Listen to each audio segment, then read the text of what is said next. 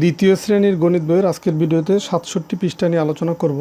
তো ৬৭ পৃষ্ঠার প্রথমে একটা লিখিত ম্যাথ আছে, যেমন মিনার ২৪১ টাকা আছে, রাজুর নিকট ১১৫ টাকা আছে। তো রাজু অপেক্ষা মিনার কত টাকা বেশি আছে? তো দেখো, আগের ভিডিওগুলোতে আমরা যখন যোগের ম্যাথগুলো করছি সেখানে এই টাইপের ম্যাথের ক্ষেত্রে মোট বা সর্বমোট বা একত্রে এই টাইপের শব্দগুলো ছিল।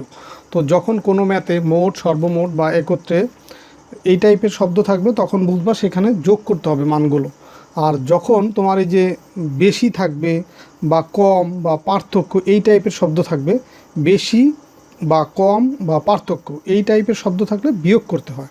আর বিয়োগ করব সবসময় বড় মান থেকে ছোটোটাকে বিয়োগ করব, মানে বড় সংখ্যা থেকে বা বড় যে মান সেটা থেকে ছোট সংখ্যাটাকে আমরা বিয়োগ করব। এখন এই ম্যাথটা যদি আমরা লিখে করি, দেখো এখানে মিনার আছে ২৪১ টাকা, রাজুর আছে ১১৫। তো ১১৫ থেকে এই ২৪১ বড়, তো এই কারণে আমরা এটা আগে লিখবো, যে এইখানে লিখবো যে মিনার আছে সমান দিয়ে লিখবো কত টাকা, ২৪১ টাকা, ২৪১ টাকা। এটা হচ্ছে মিনার আছে। আর রাজুর আছে কত, এই রাজুর আছে ১১৫ টাকা, ১১৫ টাকা। তো আমরা উপরের সংখ্যার নিচে কিন্তু নিচের সংখ্যাটা লিখব এবং সেটা অবশ্যই ডান দিক থেকে মিলিয়ে আসব। তো দেখো এখন হচ্ছে বলছে যে রাজু অপেক্ষা মিনার কত টাকা বেশি আছে। দেখো এই যে মিনার টাকার পরিমাণ বেশি না, তো এখন এই ১১৫ থেকে কত বেশি সেটা এখানে লিখব, যে মিনার বেশি আছে,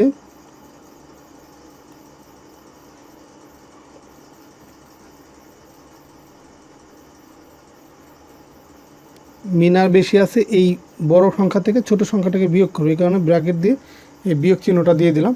এখন দেখো এই এককের সাথে একক বিয়োগ করব, দশকের সাথে দশক, আর শতকের সাথে শতক। তো এই ডান পাশের অঙ্কটাকে বলা হয় একক স্থানীয় অঙ্ক, আর তার বাম পাশেরটা দশক, তার বাম পাশেরটা শতক। তো এখন এইখানে একক হচ্ছে ১, এইখানে একক হচ্ছে ৫। তো ৫-এর চেয়ে ১ হচ্ছে ছোট, তো যখনই উপরের মানটা এরকম ছোট হবে উপরের অঙ্কটা, তখন হচ্ছে সেই অঙ্কের আগে মনে মনে ১ ধরতে হয়। তো ১-এর আগে যদি আমি মনে মনে ১ ধরি তাহলে হয়ে যায় ১১। তো ৫ আছে কত হলে ১১ হবে? দেখো আঙ্গুলের সাহায্যে আমি এটা বের করো। ৫-এর পর থেকে ১১ পর্যন্ত গণনা করো। ৫-এর পরে ৬, ৭, ৮, ৯, ১০, ১১।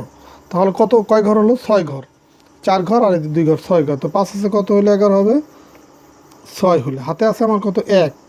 সেই যখনই ১০ বা তার চেয়ে বড় হবে সংখ্যা, এই বাম পাশের অঙ্কটা হাতে থাকবে। যেমন ৫ আছে কত হলে ১১ হবে? তো ১১ দুই অঙ্কের সংখ্যা, 10-এর চেয়ে বড়। তো ১১ লিখতে এই যে দেখো এরকম ১১ দুইটা ১ লাগে, তো এখন এই বাম পাশের অঙ্কটা হাতে থাকবে। এইটা যোগ হবে এই অঙ্কের সাথে, তা এইটা নিচেরটার বাম পাশের অঙ্কের সাথে। তো ১ আর ১ ২, ২ আছে কত হলে ৪ হবে? ২, ৩, ৪, ২ ঘর গেলে হয়ে যাচ্ছে, তার মানে ২। তো এখন আর কিছু হাতে নাই, ১ আছে কত হলে ২ হবে? ১ হলে। তাহলে আমরা বিয়োগ করে এখানে পেলাম কত? ১২৬ টাকা। তো মিনার বেশি আছে কত টাকা?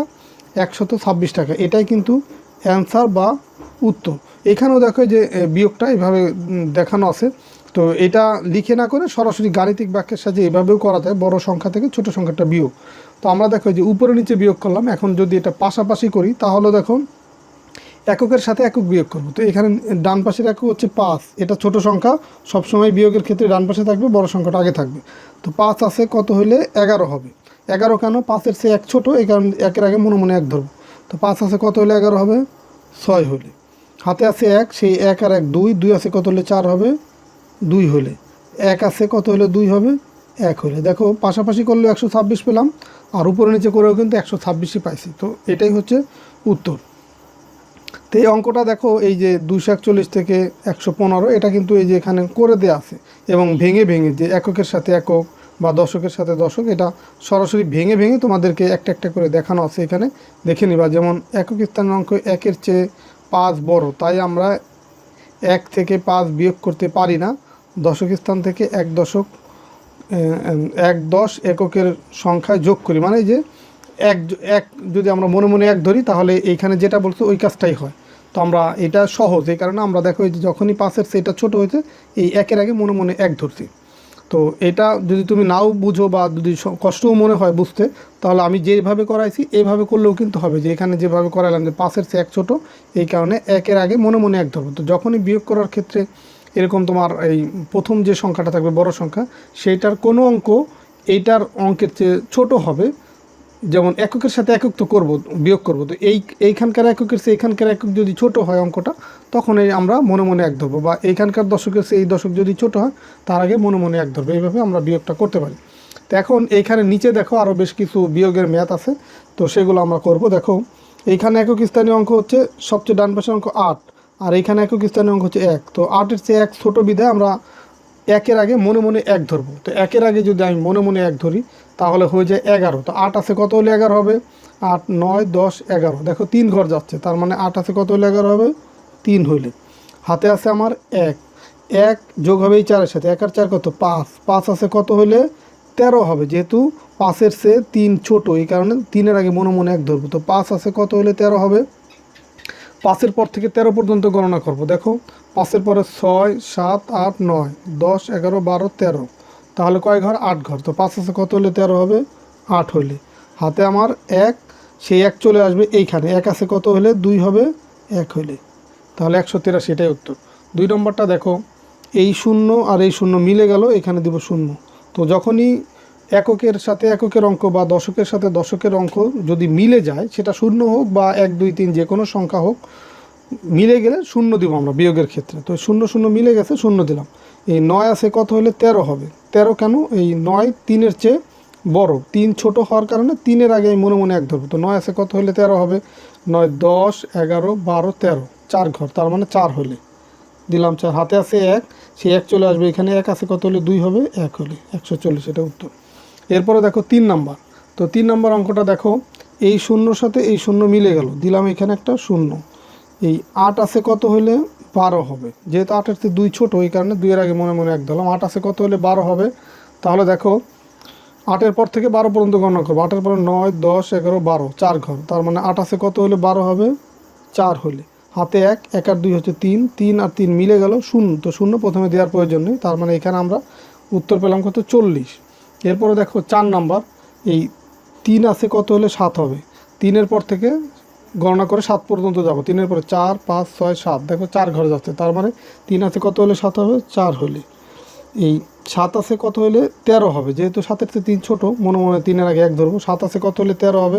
7, 8, 9, 10, 11, 12, 13, দেখো 6 ঘর যাচ্ছে, তার মানে এখানে হবে 6। হাতে আছে 1, 1 আর 2, 3, 3 আছে কত হলে? 4 হবে, 1 হইলে। 164, এটা উত্তর। 5 নম্বরটা দেখো, 8 আছে কত হলে 12 হবে? 12 কেন? 8-এর চেয়ে 2 ছোটো হওয়ার কারণে 2-এর আগে মনে মনে এক ধরবো। তো 8 আছে কত হলে 12 হবে? 8, 9, 10, 11, 12, তাহলে 4 হলে। দিলাম 4। হাতে 1, 1 আর 7, 8, 8 আছে কত হলে 15 হবে? 8, 9, 10, 11, 12, 13, 14, 15, দেখো 7 ঘর গেছে, তার মানে 7 হলে। হাতে 1, 1 আর 3, 4, 4-এ 4-এ মিলে গেল 0। আর 0 কখনোই প্রথমে দেওয়া যায় না, কারণ এরপরে তো আর বিয়োগের কিছু নাই, এই কারণে এখানে 0 দিলে আর তার আগে কোনো সংখ্যা কিন্তু আর হচ্ছে না, এই কারণে 0 কখনোই কোনো সংখ্যার প্রথমে দেওয়া যায় না। তাহলে 74, এটাই উত্তর। 6 নম্বরটা দেখো, 7 আছে কত হলে 13 হবে? 7, 8, 9, 10, 11, 12, 13, তাহলে 6 ঘর যাচ্ছে, এই 6 হলে। হাতে 1, 1 আর 6, 7, 7 আছে কত হলে 16 হবে?